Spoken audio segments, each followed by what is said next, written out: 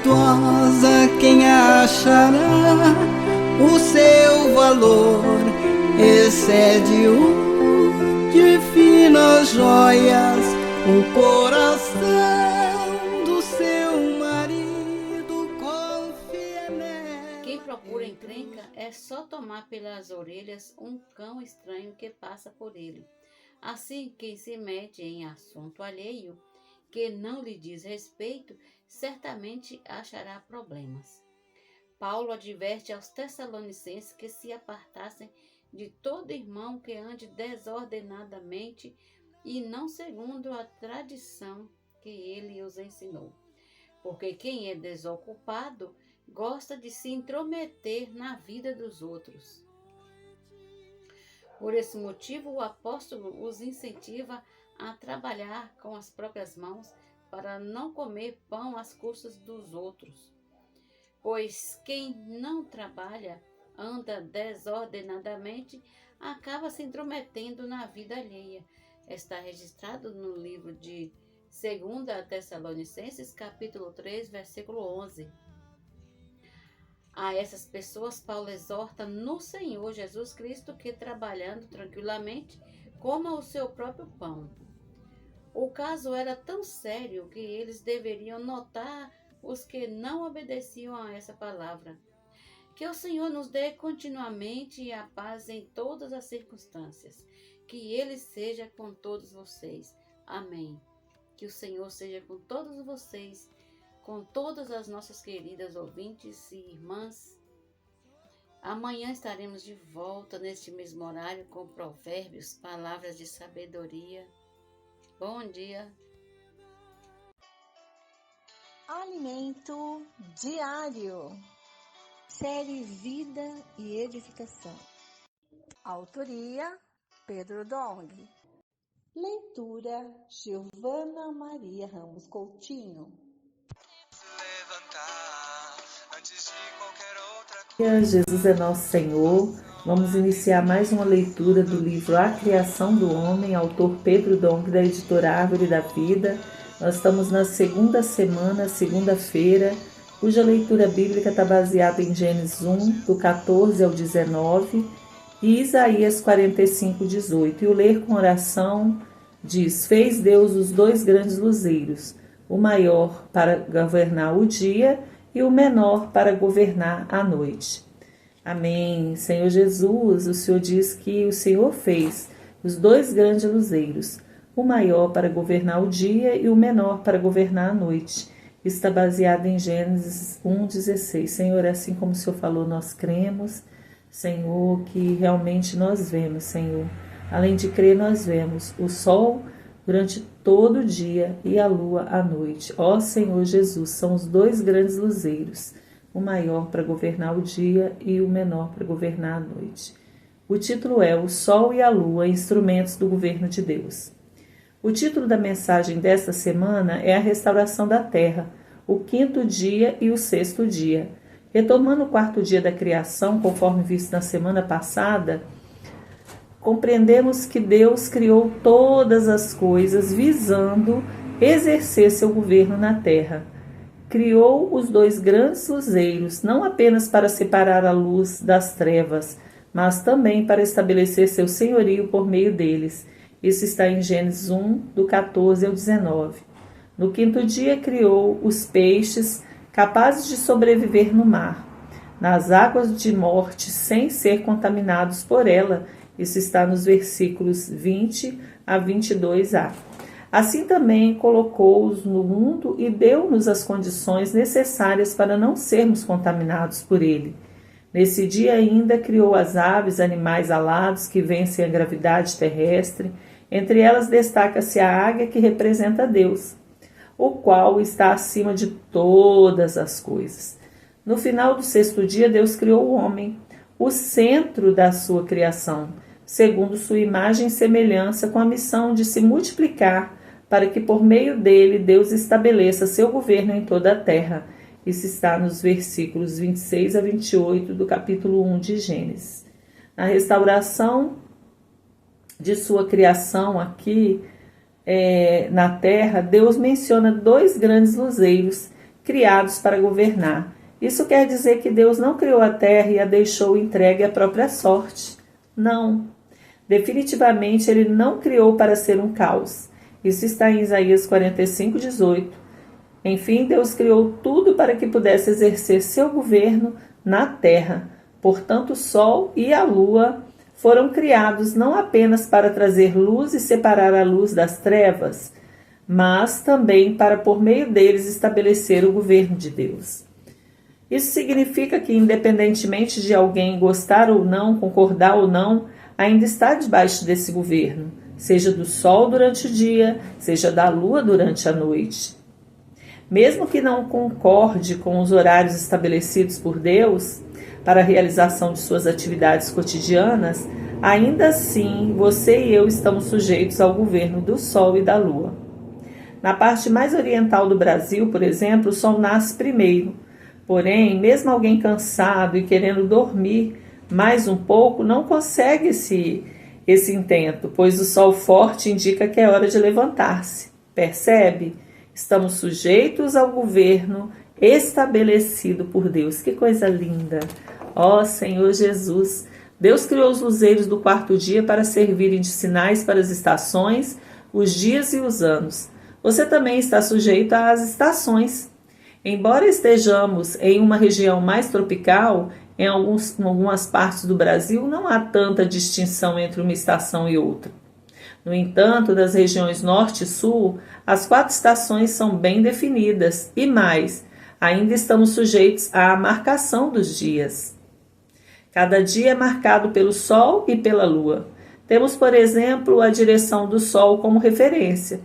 Quando viajamos por uma estrada, se for de manhã, o sol nascer ao seu lado direito, você vai em direção norte. E se o sol aparecer do lado esquerdo, vai em direção sul. Uau! O sol e a lua são tão poderosos que alguns povos pagãos da antiguidade os adoravam como deuses. No entanto, o relato da criação mostra que quem governa de fato é Deus, o Criador. Em outras palavras, é Deus quem governa os astros celestiais e impõe seu governo. Impõe seu governo sobre os habitantes da terra, fornecendo calor, energia e luz. Esses astros também marcam as estações, os dias e os anos, além de servirem como sinais para a orientação dos seres vivos da terra. Vocês sabiam que as abelhas se orientam pelo sol? Ele controla as condições climáticas e diversos fatores do planeta, como as correntes marítimas e de ar. Não há como negar que há um governo estabelecido por Deus e exercido por esses luzeiros. Louvado seja o Senhor!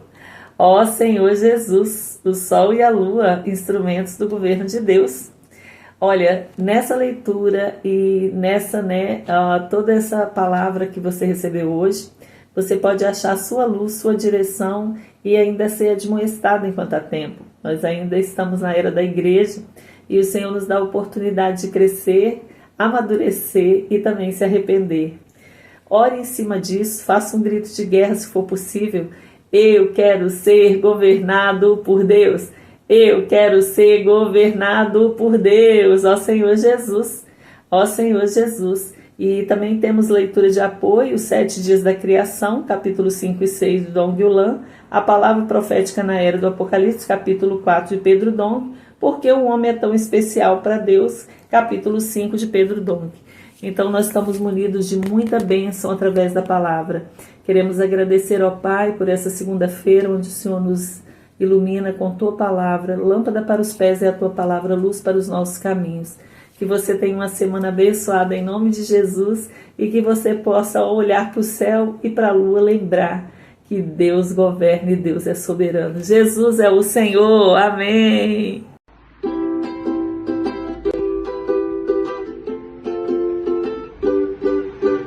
Deus me criou para realizar a sua vontade. Deus me criou para realizar a sua vontade, a sua vontade, a sua vontade, a sua vontade. Deus me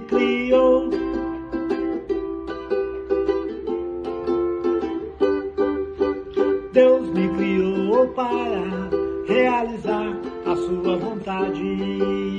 Deus me criou para realizar a sua vontade. A sua vontade, a sua vontade, a sua vontade. Deus me criou, Deus me criou.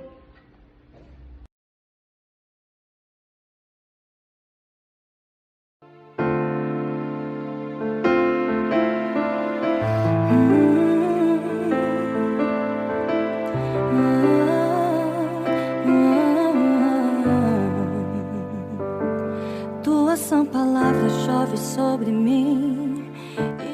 Bom dia, amadas irmãs, Jesus é o Senhor. Estamos aqui nessa manhã de segunda-feira. Isso aí, dia 27 de outubro já, finalzinho do mês, hein? E graças ao Senhor, com vitória, nós chegamos até aqui, né, irmãs? Que luta, hein? A luta é diária, né? Mas nós estamos vencendo um dia de cada vez, certo? Juntas, irmãs, juntas. Vamos nos fortalecer, estar juntas aí para conseguirmos ler a nossa Bíblia, para conseguir um tempo de qualidade com o Senhor, né? De orar ao nosso Deus e também ler os livros espirituais, né? E a nossa leitura bíblica, que é o nosso pãozinho divino, né? Toda manhã o Senhor prepara para nós. E nós, como igreja, estamos sendo lavadas pela água da palavra, né? Tirando as rugas, tirando a poeira do mundo, né? É verdade. E a poeira entra, né? Sem a nossa permissão, né? Mas nós podemos nos lavar nos lavar na água da palavra. Maravilhoso, né? Senhor Jesus, nós te agradecemos por essa segunda-feira, porque nós estamos aqui cheias de alegria, Senhor, porque nós vencemos todas as lutas até aqui, nos ajudou o Senhor. Senhor, nada podemos fazer sem Ti, Senhor, nós somos os ramos da videira, Senhor, nada podemos fazer, ó Senhor, mas permanecer ligados a Ti nos garante vida, nos garante desfrute, nos garante frutos. Ó Senhor, que o Senhor possa sempre nos fazer permanecer na videira. Amém. Ó Senhor Jesus. Aleluia, irmãs. Que bom estar com vocês. É problema para todo lado, né? Mas nós aqui estamos alegres. Você pode explicar isso? Nem eu posso, mas eu vivo isso. Certo? Os problemas são muitos, mas a gente está alegre, porque essa alegria vem de dentro, vem do Senhor. Né? Muito bem, queridas irmãs, ontem nós vimos as profecias que irão se cumprir em Babilônia, e hoje vamos começar a ver a sua queda. Né? Título da leitura de hoje: O poder e a queda da Babilônia. É assim diz o Senhor. Versículo 1. Eis que levantarei um vento destruidor contra a Babilônia e seus habitantes. Enviarei estrangeiros contra a Babilônia, que a lançarão no vento, como quem separa o trigo da palha, e deixarão a terra deserta. No dia da calamidade, virão contra ela de todos os lados, que os flecheiros não tenham tempo de entesar o arco, nem de vestir as suas armaduras. Não poupem os seus jovens. Destruam por completo todo o seu exército, que eles caiam mortos na terra dos caldeus, atravessados pela espada nas ruas das suas cidades. Porque Israel e Judá não enviuvaram do seu Deus, do Senhor dos exércitos, mas a terra dos caldeus está cheia de culpa diante do Santo de Israel. Senhor, no versículo 5, o Senhor tratando Israel e Judá como esposa, né? Elas não se enviuvaram do seu Deus. Ó Senhor Jesus. Fujam da Babilônia, que cada um salve a sua vida, não sejam destruídos por causa da maldade dela, porque é tempo da vingança do Senhor. Ele lhe dará o castigo que ela merece. A Babilônia era um copo de ouro na mão do Senhor. Esse copo embriagava toda a terra, e do seu vinho beberam as nações. Por isso enlouqueceram. Repentinamente a Babilônia caiu e ficou arruinada. Chorem por ela. Tragam bálsamo para sua ferida, talvez ela possa ser curada. Queríamos curar a Babilônia, mas ela não sarou. Deixem-na e que cada um vá para sua terra, porque o seu juízo chega até o céu e se eleva até as mais altas nuvens. O Senhor trouxe a nossa justiça à luz. Venham e anunciemos em Sião a obra do Senhor, nosso Deus. Afiem as flechas, preparem os escudos. O Senhor despertou o espírito dos reis dos medos, porque o seu propósito é destruir a Babilônia, pois esta é a vingança do Senhor, a vingança pelo que fizeram contra o seu templo. Levantem um estandarte contra as muralhas da Babilônia, reforcem a guarda, coloquem sentinelas, preparem emboscadas, porque o Senhor planejou e fez o que tinha dito a respeito dos moradores de Babilônia. Você que mora sobre muitas águas e está rica de tesouros, o seu fim chegou. O fio da sua vida foi cortado.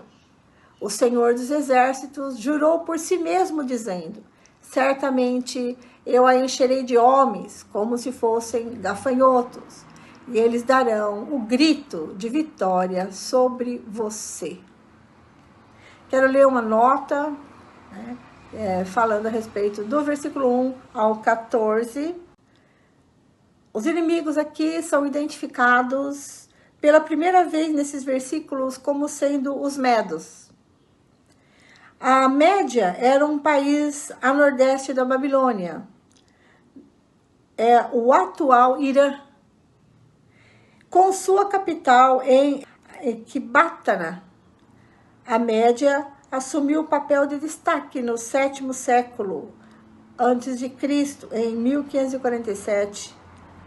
Ela ficou sob o controle persa e se uniu a Ciro na derrota do Império Babilônico. Embora os medos e os persas fossem os instrumentos, era o plano de Deus destruir a Babilônia. O Senhor tanto planeja como executa os seus planos, certo?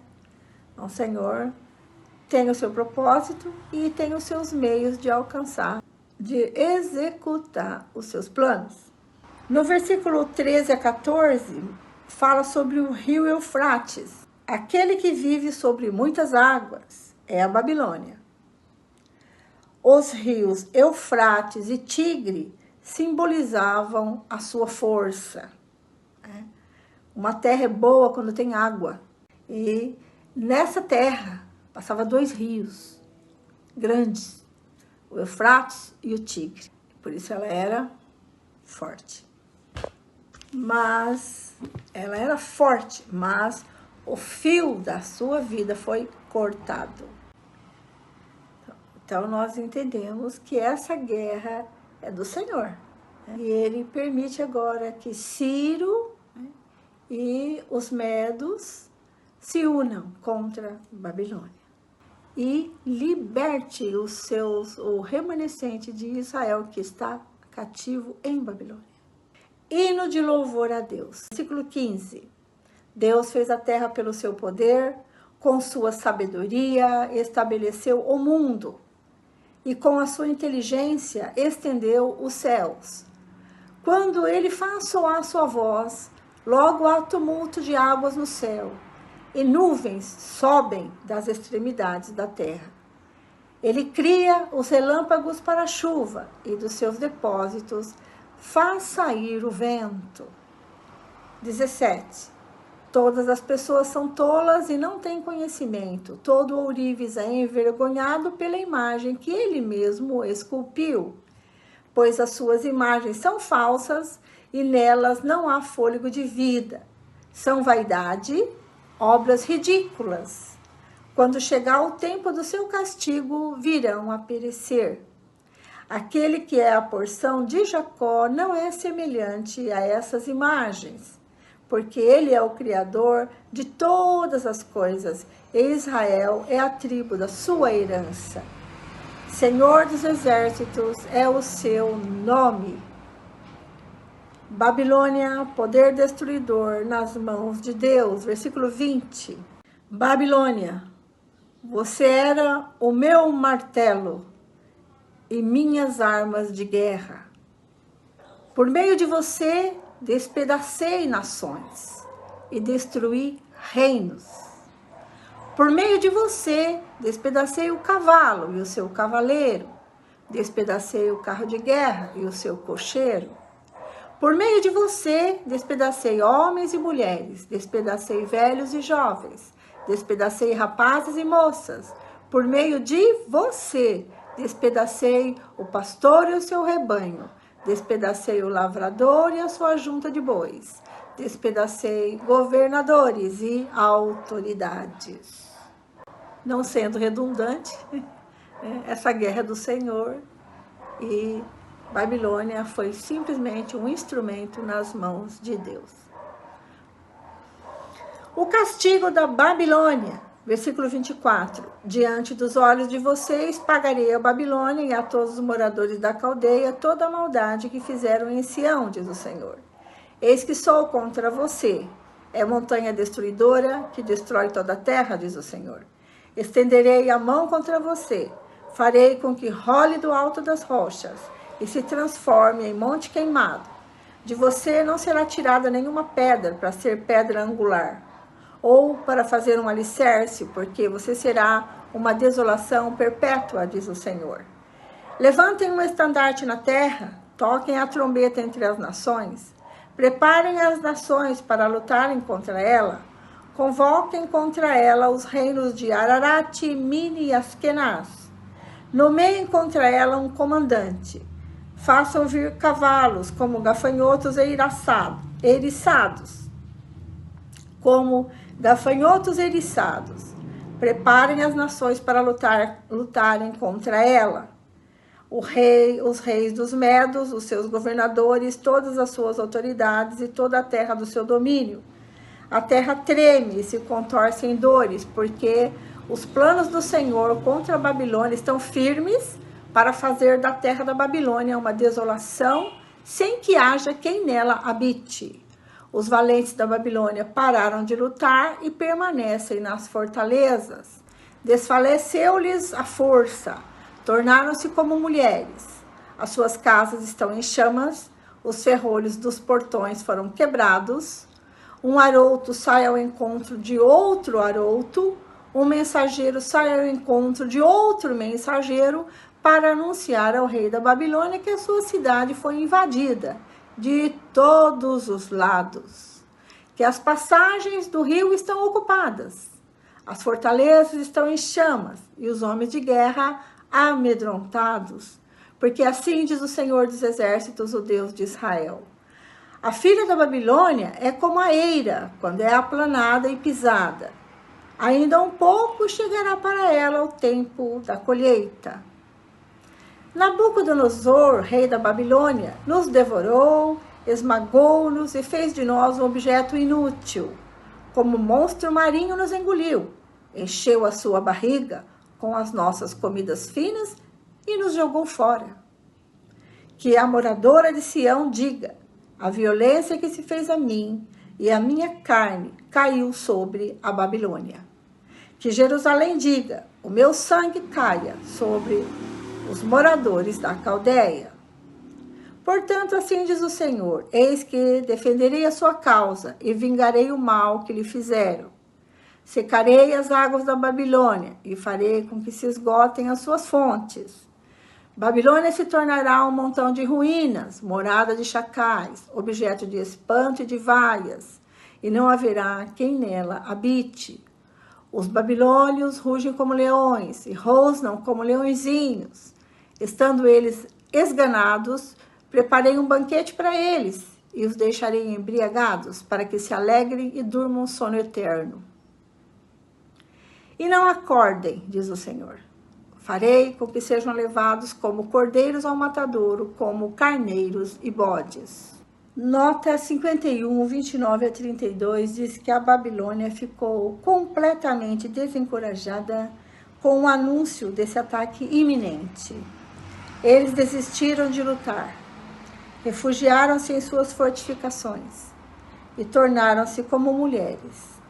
Os canaviais repletos de junco que cercavam a Babilônia foram incendiados, cortando as rotas de fuga e expulsando os fugitivos. Nos versículos 27 e 28, nós vemos 3 reinos do Império Medo: Ararat, Mini e Askenaz. Eles são convocados a participar da batalha contra a Babilônia. Esses reinos ficavam a noroeste da Babilônia, no que hoje em geral se chama Armênia. Aracat ocupava o sudeste da Turquia e as regiões do norte do Iraque e do Irã, quase a mesma área onde vivem os curdos. Mini, os maneus, viviam ao sul do lago Urmia, das regiões e a sudeste do atual Irã. Askenaz, em geral, se refere aos povos indo-europeus, a quem Heródoto chamou de citas.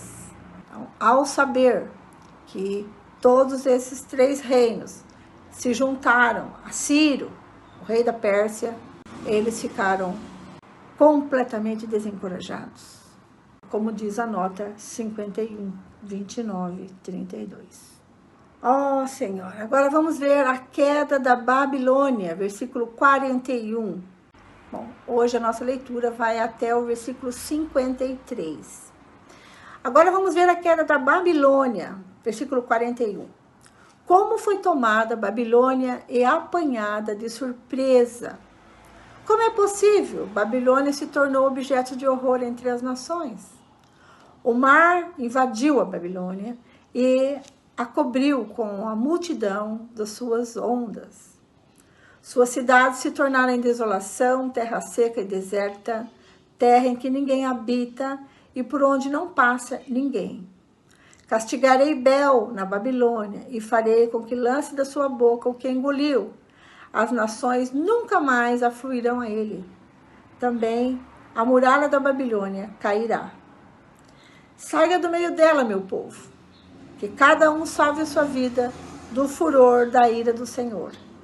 Não desfaleça o coração de vocês, nem tenham medo do rumor que se há de ouvir na terra, pois virá num ano um rumor. No outro ano, outro rumor. Haverá violência na terra, dominador contra dominador. Portanto, eis que vem dias em que castigarei as imagens de escultura da Babilônia. Toda a sua terra será envergonhada, e todos os seus feridos cairão no meio dela. Os céus, a terra e tudo que neles há jubilarão sobre a Babilônia, porque do norte lhe virão os destruidores, diz o Senhor. Como a Babilônia fez cair os feridos de Israel, assim na Babilônia cairão os feridos de toda a terra. Mensagem aos judeus na Babilônia. Senhor se preocupando aí em mandar uma mensagem, né, para os judeus. Versículo 50. Vocês que escaparam da espada, andem, não parem. De longe, lembre-se do Senhor e pensem em Jerusalém. Vocês dirão, estamos envergonhados porque ouvimos falar da afronta. O nosso rosto se cobre de vergonha porque vieram estrangeiros e entraram nos santuários da casa do Senhor. Portanto, eis que vem dias, diz o Senhor, em que castigarei as imagens de escultura da Babilônia e em toda a terra os feridos gemerão. Mesmo que a Babilônia subisse aos céus e mesmo que fortificasse no alto a sua fortaleza, ainda assim eu mandaria destruidores contra ela, diz o Senhor. Então foi mandado um recado, né, para ele, para os judeus, né? Nota 51, 46 a 48 diz assim: rumores de hostilidades e revoltas chegarão este ano. Outros ruídos chegarão no próximo ano. Ninguém associou qualquer evento específico a essas declarações. O filho de Nabucodonosor, Amel-Marduk, foi assassinado no ano 560 a.C. por seu cunhado Neriglissar, no ano 560 a 556 a.C. O herdeiro de Neriglissar, Labache-Marduk, teve um reinado curto de alguns meses e foi substituído por Nabonido. As coisas estavam começando a desmoronar na Babilônia. Então, esse ano vai acontecer algo. O que foi que aconteceu? O assassinato do filho de Nabucodonosor. No outro ano, aconteceu que o herdeiro de Neriglissar reinou uns poucos tempos, e ele, então, foi substituído por Nabonido. Então, e essas duas fatalidades mostram que eles estão começando a cair.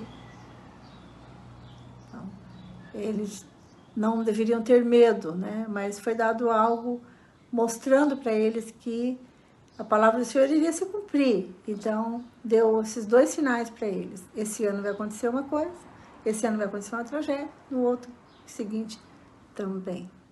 Ó Senhor Jesus, amém. E no versículo 51 a gente vê aqui o povo, né? O povo dizendo, né, no seu coração, e o povo envergonhado, porque ouvimos falar da afronta, o nosso rosto se cobre de vergonha, porque vieram estrangeiros e entraram no meu santuário. Amanhã nós vamos ver a continuidade dessa guerra aí, né? Conforme o Senhor havia já anunciado, né? A destruição da Babilônia. Fica com a gente, a irmã Lely traz a continuação da leitura bíblica de hoje, certo? Amém? Até amanhã, se Deus quiser. Estamos juntos do Senhor, né? Bom dia, irmãs, irmã Vera. Continuando com a leitura bíblica. Hoje, 27 de outubro. Vamos ler Salmos capítulo 99. Provérbios capítulo 26, versículo 17. A carta de Paulo a Tito, capítulo 2. Iniciando com Salmos. A santidade de Deus. Reina o Senhor, tremam os povos. Ele está entronizado acima dos querubins, abale-se a terra. O Senhor é grande em Sião e está exaltado acima de todos os povos. Celebrem eles o teu nome grande e tremendo, porque é santo. És rei poderoso que ama a justiça. Tu estabeleces o direito, executas o juízo e a justiça em Jacó. Exaltem o Senhor, nosso Deus, e prostrem-se diante do estrado de seus pés. O Senhor é santo. Moisés e Arão, entre os seus sacerdotes, e Samuel, entre os que lhe invocam o nome, clamavam ao Senhor, e ele os ouvia. Falava-lhes na coluna de nuvem. Eles guardavam os seus mandamentos e a lei que eles tinham dado. Tu lhes respondeste, ó Senhor nosso Deus, foste para eles Deus perdoador, ainda que os tenha castigado por seus atos. Exaltem o Senhor nosso Deus, e prostrem-se diante do seu santo monte. Porque santo é o Senhor nosso Deus. Agora vamos ler Provérbios 26, 17, que fala assim: quem se mete na discussão de outros é como aquele que pega pelas orelhas um cão que vai passando. É procurar problemas, né, irmãs? Tá procurando problemas. Quem se mete na discussão dos outros é a mesma coisa que pegar pelas orelhas um cão, um cachorro que você não conhece. Agora vamos ler a carta de Paulo a Tito, capítulo 2, que fala assim: instruções para várias classes de pessoas crentes. Mas você ensine o que está de acordo com a sã doutrina. Quanto aos homens idosos, que sejam moderados, respeitáveis, sensatos, sadios na fé, no amor e na perseverança. Do mesmo modo, quanto às mulheres idosas que tenham conduta reverente, não sejam caluniadoras nem escravizadas a muito vinho. Que sejam mestras do bem, a fim de instruírem as jovens recém-casadas a amar o marido e os filhos, a serem sensatas, puras, boas donas de casa, bondosas, sujeitas ao marido, para que a palavra de Deus não seja danificada, não seja difamada. Do mesmo modo, quanto aos mais jovens, exorte-os para que em todas as coisas sejam moderados. Seja você mesmo um exemplo de boas obras.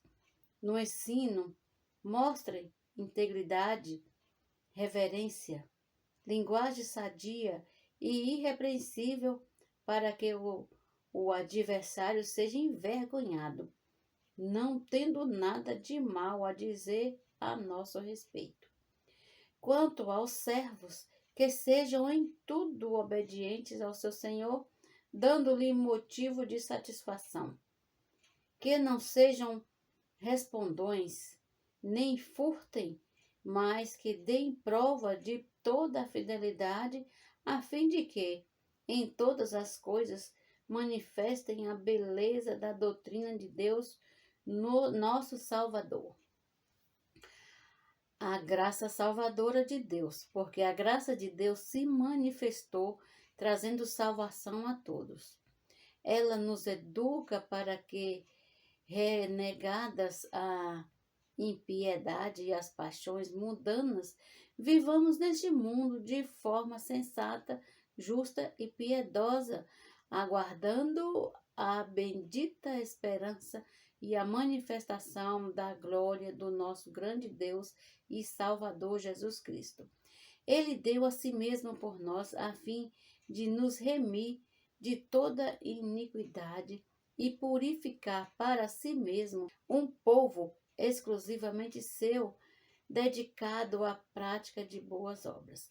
Ensine estas coisas, também exorte e repreenda com toda a autoridade, que ninguém despreze você. Amém? Bom dia. Jesus Cristo é o nosso Senhor. Até amanhã com mais uma leitura.